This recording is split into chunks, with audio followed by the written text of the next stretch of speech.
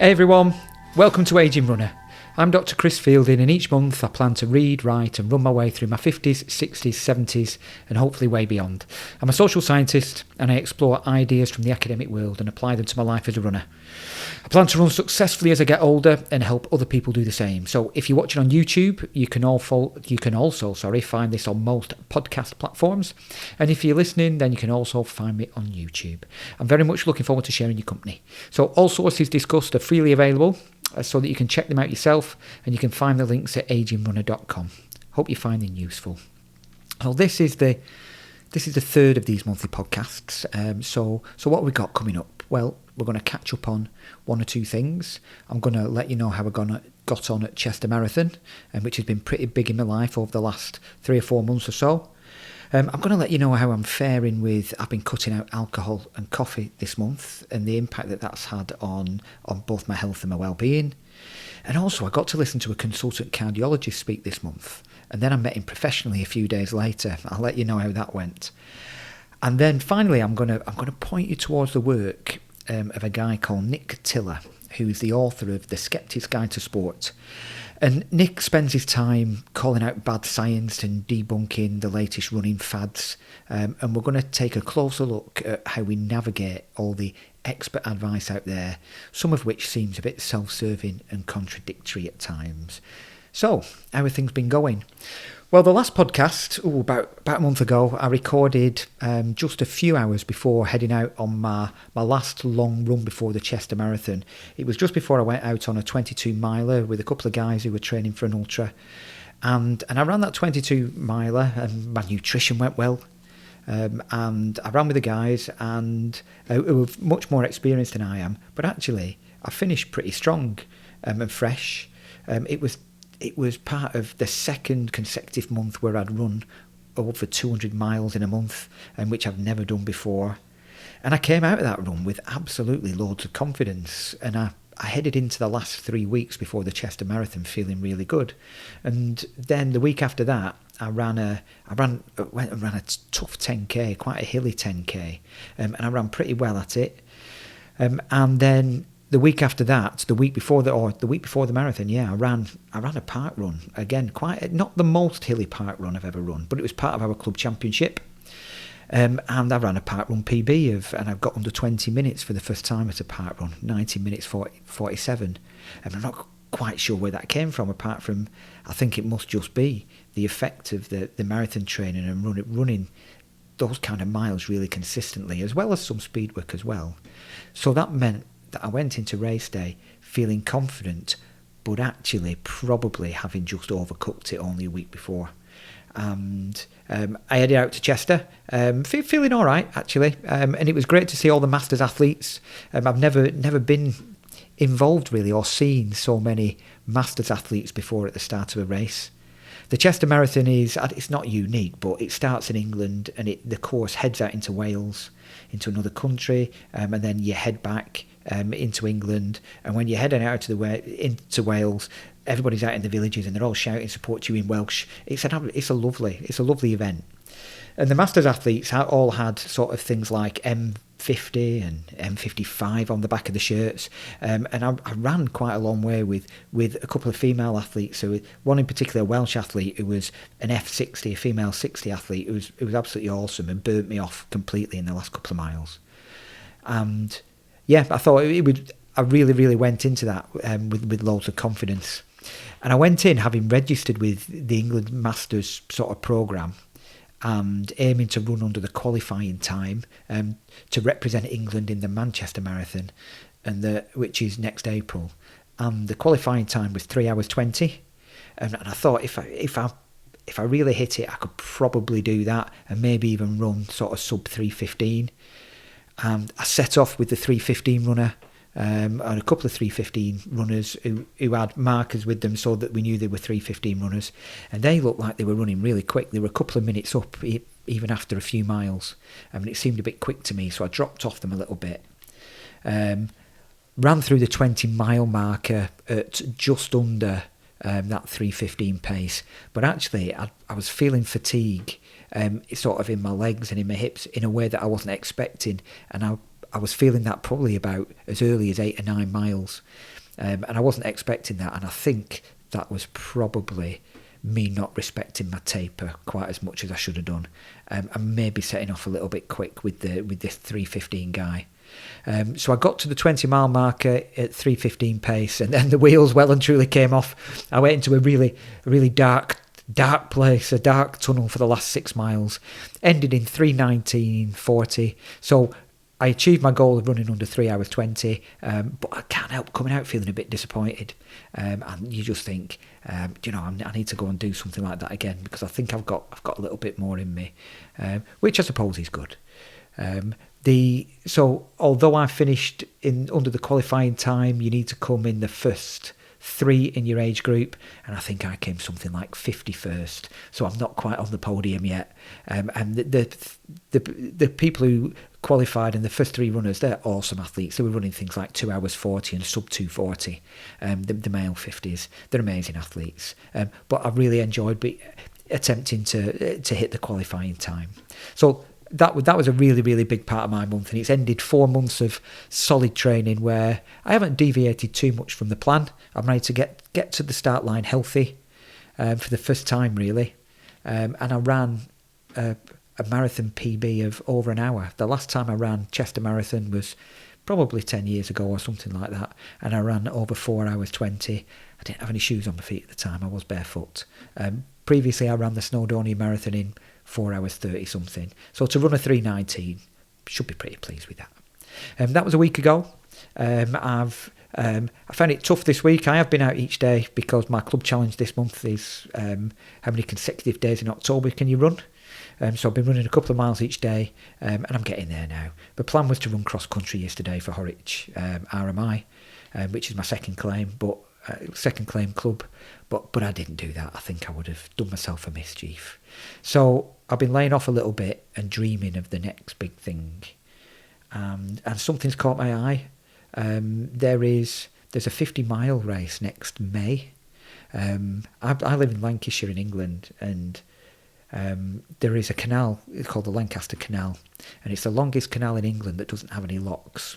It's flat, and I think it's something like 48 miles long. And there is a run going May the 8th next year from Preston to Kendal, and it looks like that's probably going to be the Lancaster Canal. And if it is, I would really quite like to do that. Having looked at 50-mile training plans, which I have now, from a mileage point of view, there doesn't seem to be a huge amount of difference. A little bit more, but not a huge amount more, not something that's frighteningly more. It's more to do with the way where you balance those runs and putting some of those long runs back to back, so you get used to running on heavy legs. So it's something, if I can persuade maybe a couple of other people to jump towards that one, maybe that'll be a goal for 2024. So health-wise, I've been experimenting with an intake of coffee, my intake of coffee and my intake of alcohol, which isn't a big part of my life, but beer is. I like beer. I like a pint. And I like a pint and maybe 2. But I don't often go more than that. And in the past, I've been a brewer, and I've brewed beer commercially and sold it and at farmers markets and entered competitions and things. And so beer's always been quite a big part of my life. And I've not had any beer in October. And you know what? A couple of weeks in, I'm really enjoying it. I've saved quite a lot of money, and it's improving my quality of life. I was doing some prep for this really early this morning, sort of 5:30, and if I'd have had one beer last night, I think my head would have been slightly different than it was this morning. So I'm really quite enjoying that, and I'm not finding it difficult at all. Coffee, now I love coffee. I like trying coffees from all over the world. I like buying beans. I like grinding the beans and doing all that kind of stuff. I quite like the ritual of making coffee. But I've been feeling a bit anxious and on edge, and I'm going to see a cardiologist, which I'll come to. And I've been thinking about my intake of caffeine. So I decided I would cut it out and see what happened. And I can't tell you how much better I feel. I had a couple of headaches in the first few days, but they've gone. And I'm finding it way harder to do that than the beer, though. I miss the coffee way more than I miss the beer, particularly in the morning, particularly first thing in the afternoon. But I'm going to stick with it. And both of those things I've found, both coffee and beer, are way easier than sugar for me. I've not had sugar for a very long time, and for a few years now. And if I have a little bit of sugar, if I was to have one bit of chocolate, it would just send me on a bender and I would be eating chocolate all day. And I think that's my real addiction and it's my real vice. Probably need to explore that a bit further somewhere down the line. So I'm going to carry on with cutting down on my coffee, cutting down on my beer intake and my alcohol intake, and see how that goes. And you'll also know that I have this thing about loneliness, not only about myself, but about loneliness with other people. I've been trying to get out and making some new connections, get out the front door a bit more often to meet people, and force myself out there, really. And I joined this month, the local, well, it's for our town. It's a cardiac support group. It's the Bolton Cardiac Support Group, which probably about 50 people who meet regularly each month, all of whom have had some form of heart issue. Some have had transplants, some have got pacemakers, some are doing preventative work, and that, I think I fall into that category. My family are heavily involved in that group, and it's in my local church, and I said I would go and help put the chairs out, and I joined the group. And I got to listen this month, because I was part of that, to a consultant cardiologist speak just down in my local church, and it was absolutely fascinating. I paid my £1 and I listened to a talk all about ectopic heartbeats, atrial fibrillation, pacemakers, medication, and it was absolutely fascinating to sit for an hour and a half and listen to a real expert talk about it, and then just have a panel. So he just stood and just answered questions from a group of people who were all going through various things, and to answer them so knowledgeably. And I attended my appointment with the cardiologist a few days later, and sure enough, it was the same consultant cardiologist. And I was able to walk in and go, "Oh, I was at your talk on Wednesday evening." And he said, "Oh yes, I remember you were sitting at the front." And he went through my history, and we talked, and he talked about me being a runner.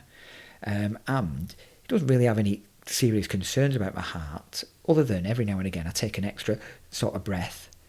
And he thinks maybe perhaps I have what's known as an ectopic heartbeat, where I have regular heart rhythm, but every now and again I get an extra heartbeat. And maybe it happens to most people that, but most of us just don't know it's happening, and maybe I'm just conscious of it. So it looks like the plan is over the next week or two, maybe by the time I've done I come to the next podcast, I'll have worn a monitor for a period of 24 hours just to see what's going on, and I'll let you know how I go on.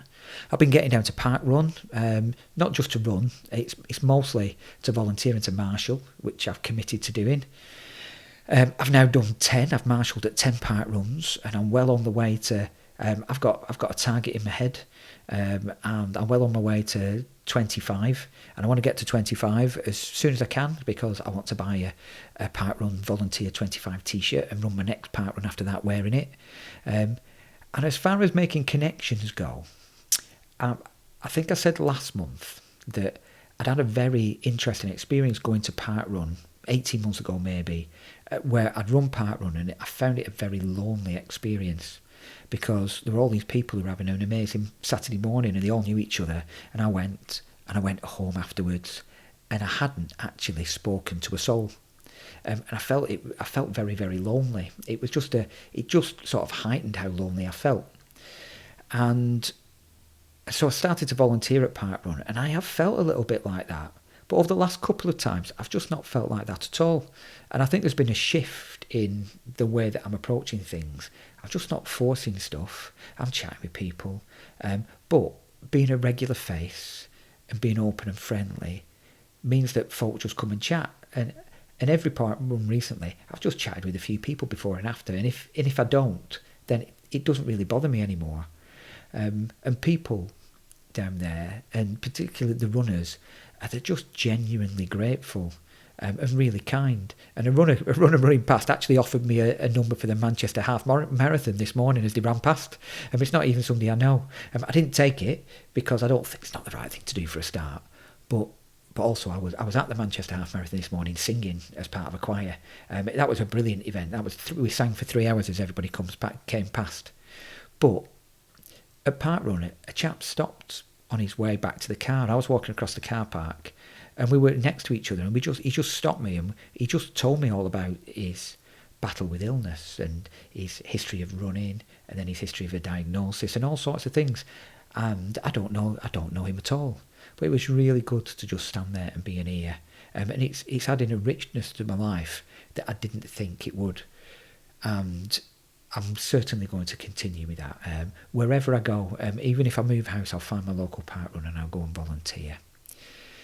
And what was really interesting was I did a race, it's probably 3 weeks ago now, down at Preston, a 10k. And I went on my own. I didn't know anybody, and I didn't speak to anybody before the start, really. Perhaps one or two people just as we were lining up. And previously, I think I'd have felt that keen sense of loneliness, and lack of connection, because I would have run my race and then gone home and not really spoken to anybody. But I didn't feel that at all, and I think it is just that I feel part of the running community. I think I'm not happy. I'm happy to not. I'm not seeking that connection there. I don't need it because I've found it in other ways. I've found it through club runs where I'm getting to know people well. I've found it through doing this and through Aging Runner, and I chat with people all the time through this. This is I absolutely love doing this. And through Parkrun, and also through the choir that I've joined.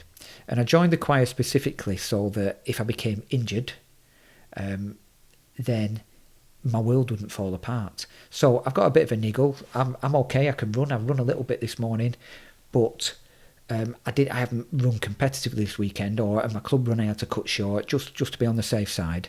But I've been with the choir this morning because I can do that even if I've got a niggle in my calf. And it's a really, really enjoyable thing to do. So, what did I say I was going to do? I said I was going to point you towards the work of exercise scientist Nick Tiller this month, because I'm trying to navigate, and I want to remain healthy, fit, and motivated as I get older, and I want to still be running well into my 80s. But I've got a problem in trying to find out how to do that, and I'm sure it's the same problem that you all have as well. It's that there's so much information out there, and so much of it is contradictory. So much of it seems really self-serving to the people who are saying it. There's lots of people who are willing to take my money and ask me to sign up for a programme or buy this or buy that. It's really hard to know who to believe. And that's where Nick Tiller comes in. Nick is the author of a book called The Skeptic's Guide to Sport, in which he debunks the latest running fads and sports fads, really. And he calls out bad science when he sees it, and there's lots of it out there. And I came across Nick's work through a podcast called The Way of the Runner. It's The Way of the Runner podcast, and it's episode 31, and I've put it in the show notes on Aging Runner so that you can find it. It's well worth a listen. And Nick starts, he goes through a number of recent fads, and he kind of debunks and calls out each of them. And he starts with nasal breathing, which has become really popular following the publication of a book called Breathe. One of my family has just read that and was full of it. I came aware of it because I'd heard that Erling Haaland, who is a footballer who scored a huge amount of goals last season, who takes his health really seriously, I'd heard that he'd been taping his mouth closed at night so that during the night he was breathing through his nose. And I think that's one of the things in Breathe. And Nick pulls it apart bit by bit. It's absolutely fantastic the way that he does it, and he does exactly the same job with the, I never say this word right, the kinesteo, whatever it is, the tape, you know, the muscle tape that everybody wears and you see athletes wearing at particularly at really high profile events. But I've run in a few events recently, and I can't go to one where there's not a good few people with calves and shoulders and things taped up with brightly coloured tape. And he goes through an absolutely brilliant account of how its use has become so widespread, even though it has absolutely no effect whatsoever. And it was just a genius of marketing quite some time ago, which meant it was really visible in lots of places. So loads of people just assumed that because the top people were doing it, it must work, when actually it doesn't at all. Unless it's almost like a placebo effect where it makes you feel better. But that's well worth a listen. He moves on to the paleo diet. I'm going to come on to diet in a bit, actually, because that's where I'm going next, because I need a bit of help. And he talks about the paleo diet, which become very popular. And his issue here is more to do with the way that it's sold, as though it's something that we should be doing because it's the way that we're meant to be. And it's more the way it's marketed and sold. Really, really interesting discussion on that. And it was so far so good, and I was nodding along, and I was thinking, this is absolutely brilliant. Nick is pulling these things apart, he's spotting the bad science, and he's debunking it. What a fantastic fella. And he is a fantastic fella. And it was so far so good. But then he moved on to barefoot running, which those of you who know me will know is pretty close to my heart, and which he debunks as a fad brought on by the book Born to Run, sort of about 12 years ago. And that's where things got really interesting for me, because I found myself going, ooh, and disagreeing with him on more than one thing, actually. And what he does, he cites most studies to do with barefoot running, pool together the people who run barefoot and the people who run in what's called barefoot shoes or minimalist shoes, and compare those with people in cushion shoes. And that seemed to me to be dismissing actually barefoot running as a fad based on studies where some people in the barefoot group were actually running in shoes, albeit minimalist ones. And that didn't seem like good science to me at all. Now, Nick came across as a really diligent and very knowledgeable, and I'm sure he'd be able to answer any questions that I have. But that wasn't it, really. That wasn't what was interesting. What was really interesting was my reaction to his views, and my reaction to the way that I access information and find out and try and navigate my way through this swirling mass of information. Because I was nodding along until that point, and then suddenly when he did that, my hackles rose, and I started to argue in my head, and point stuff out. And I think my healthy scepticism was a really necessary thing, and it's an important thing. But I tipped beyond that.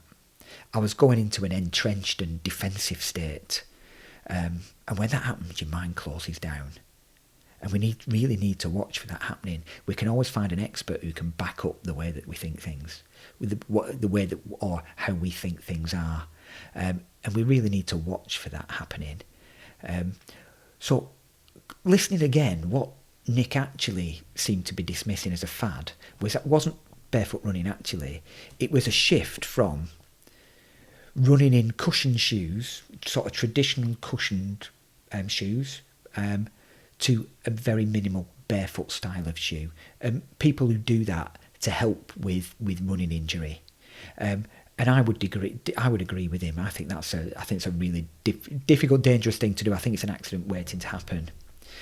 But that was being discussed under the heading of barefoot running, which wasn't what it actually was. It was comparing one set of people in shoes with another set of people in shoes.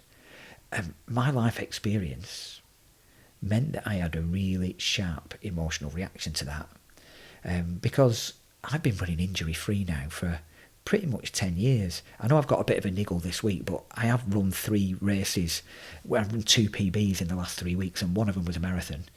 And I'll be running again in the next couple of days with no problem at all. But I've been running injury-free now for about 10 years. And that followed a period where I ran for a year completely barefoot, and I didn't run in shoes, any sort of shoes at all once during that year. I ran in the snow and everything. But I don't actually think that was because I ran barefoot. I think that what happened during that year was that my running form, the way that I actually run, my cadence, my style, everything, it just changed. I know it is. I can tell you how it changed, or I could give you a pretty good guess at it. And what barefoot running did for me was it was a really useful tool towards helping me change my style. I slowed down because I couldn't run as fast. I had to build slowly, and I did, because I went from 0 miles to up to, and I ran a marathon that year. I ran over 1,000 miles barefoot that year, well over, about 1,200 miles actually. Part of that was running a marathon. But I built up very, very slowly. My first run was 40 seconds. I couldn't run any further than that. And I missed a day, and I just moved on. My cadence increased because I ran with a metronome to start with, and I just increased my cadence to about 180, and I ditched my metronome after a bit. But it just made me a little bit more upright. My stride length had shortened because I was running slower. And what it did was it just seems to have left me with a running form that's really gentle on my body. And I'm now managing to replicate that in 0 drop cushion shoes. I run in Ultras, and I run in a pair of Innovates at 0 drop, and both cushioned. And I think I could probably have done that without being barefoot. I think I probably could have done, but I think it'd been really hard. I think running barefoot really, really helped me do that. And Nick is an expert stepping into a sort of a knowledge gap, and he helps us navigate the information's out there. And it reminded me of the work of a guy he's a professor, Steve Fuller, who's an academic. He works in the field of epistemology or sort of the theory of knowledge. And he's the author of a book called Post-Truth, The Rules of the Game. And you can check out the show notes again. I did a podcast in my other life as an academic practitioner about Steve Fuller's work. And you can find that on there as well, on Aging Runner. And what Steve says is that the truth and what's right or wrong, what's true or false, is decided for us. And it's decided for us by those within our community.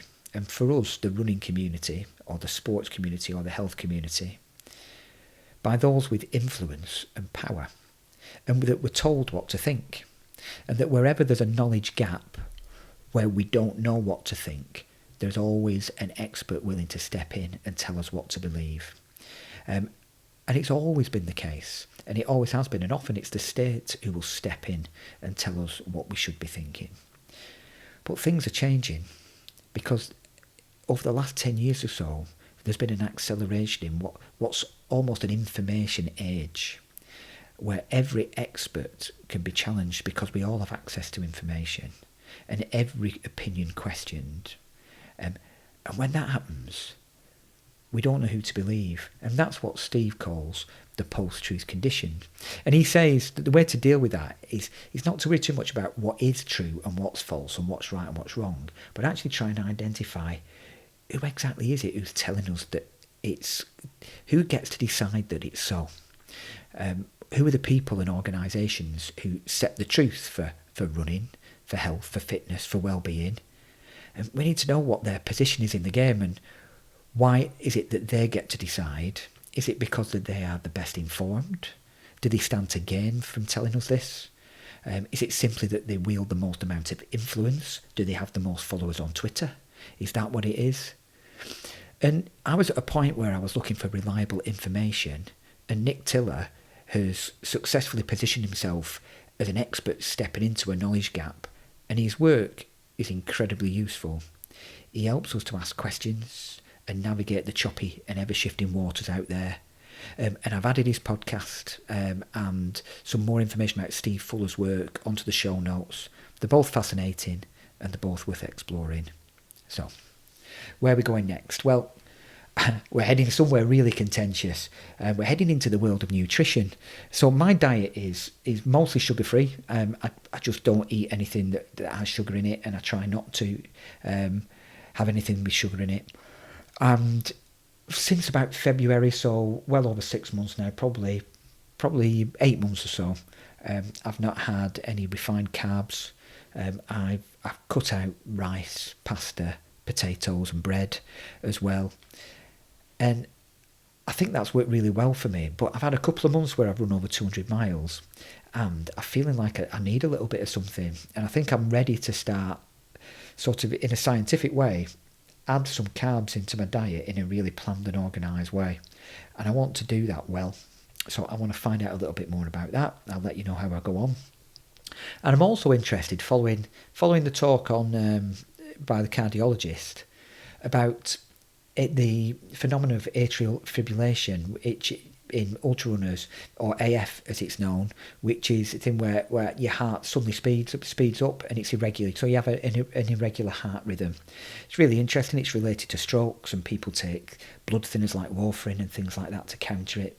And one of the things that Nick Tiller discusses, and he discusses on the podcast, is the fact that running long distances consistent with running ultra marathons and training for ultra marathons and running them often may not actually be good for us. We may go beyond what's good for us into something that may be detrimental to our health.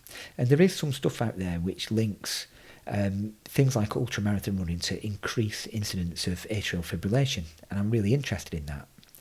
And when asked, Nick says that I think if you were looking for a distance to train for, he sort of thinks, says he doesn't actually have any data on it, but he's got a sense that sort of half marathon distance might actually be a nice sweet spot between the health benefits that you get from running and from training from running, and before you tip into things that may actually not be beneficial for you. And I think that's really interesting, particularly if I'm looking to run and do this for the next 30 years or so. But one thing that he did was he cited a study which I want to look at in a bit more detail, where there were about 1,000 ultra-marathon runners who were asked, if you knew that ultra-marathon running was not good for your health, would you still do it? And 80% of them, so 800 or so, said yes, they would. And I think they were speculating, Nick was speculating, that's probably to do with the other benefits that ultramarathon running brings other than health. And I'm kind of interested in what those benefits are and whether they're worth the payoff. And particularly if I'm considering training for a 50-mile race next May, because it might not be in my best interest if I want to be doing this well into my 80s. So I'll let you know how I go on with that as well. So for now, it's been really great to share your company for the last, 25 minutes perhaps or so. Until next month, thanks for listening. We run, we chat, and we smile. Goodbye.